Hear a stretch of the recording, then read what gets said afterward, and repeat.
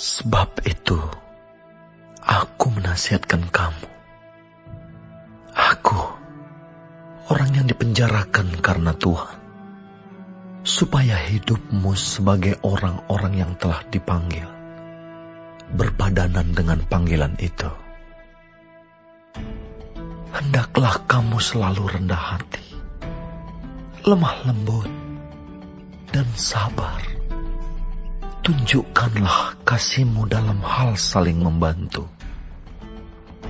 Dan berusahalah memelihara kesatuan roh oleh ikatan damai sejahtera.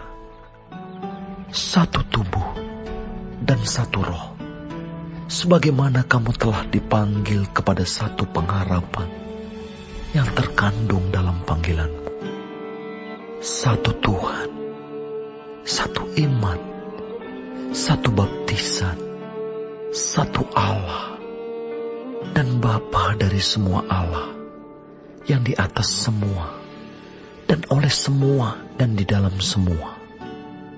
Tetapi kepada kita masing-masing telah dianugerahkan kasih karunia menurut ukuran pemberian Kristus. Itulah sebabnya kata Nas, tatkala ia naik ke tempat tinggi, ia membawa tawanan-tawanan. Ia memberikan pemberian-pemberian kepada manusia. Bukankah ia telah naik? Berarti bahwa ia juga telah turun ke bagian bumi yang paling bawah.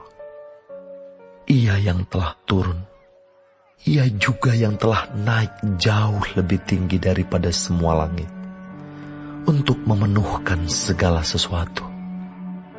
Dan ialah yang memberikan baik rasul-rasul maupun nabi-nabi, baik pemberita-pemberita Injil maupun gembala-gembala dan pengajar-pengajar, untuk memperlengkapi orang-orang kudus bagi pekerjaan pelayanan, bagi pembangunan tubuh Kristus, sampai kita semua telah mencapai kesatuan iman dan pengetahuan yang benar tentang Anak Allah, kedewasaan penuh, dan tingkat pertumbuhan yang sesuai dengan kepenuhan Kristus.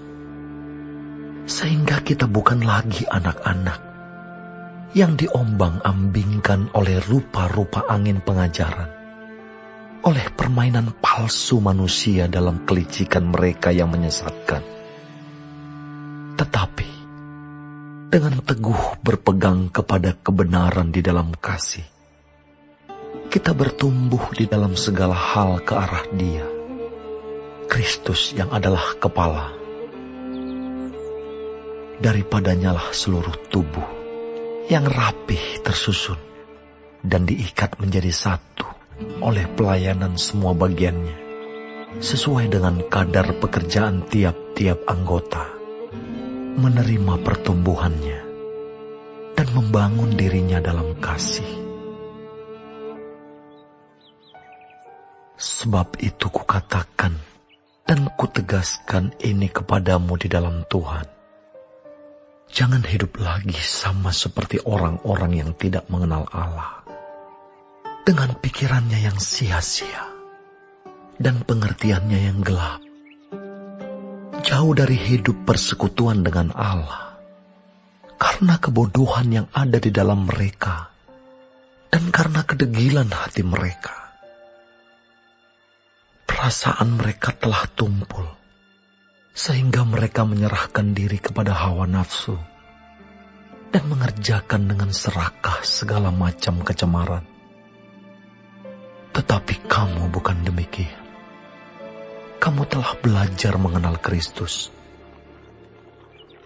karena kamu telah mendengar tentang Dia dan menerima pengajaran di dalam Dia, menurut kebenaran yang nyata dalam Yesus, yaitu bahwa kamu berhubung dengan kehidupan kamu yang dahulu harus menanggalkan manusia lama yang menemui kebinasaannya oleh nafsunya yang menyesatkan, supaya kamu dibaharui di dalam roh dan pikiran dan mengenakan manusia baru yang telah diciptakan menurut kehendak Allah di dalam kebenaran dan kekudusan yang sesungguhnya.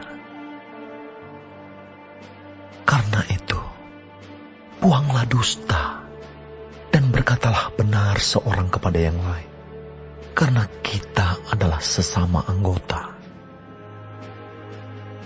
Apabila kamu menjadi marah, janganlah kamu berbuat dosa. Janganlah matahari terbenam sebelum padam amarahmu. Dan janganlah beri kesempatan kepada iblis. Orang yang mencuri, janganlah ia mencuri lagi. Tetapi baiklah ia bekerja keras dan melakukan pekerjaan yang baik dengan tangannya sendiri, supaya ia dapat membagikan sesuatu kepada orang yang berkekurangan. Janganlah ada perkataan kotor keluar dari mulutmu, tetapi pakailah perkataan yang baik untuk membangun, di mana perlu, supaya mereka yang mendengarnya beroleh kasih karunia.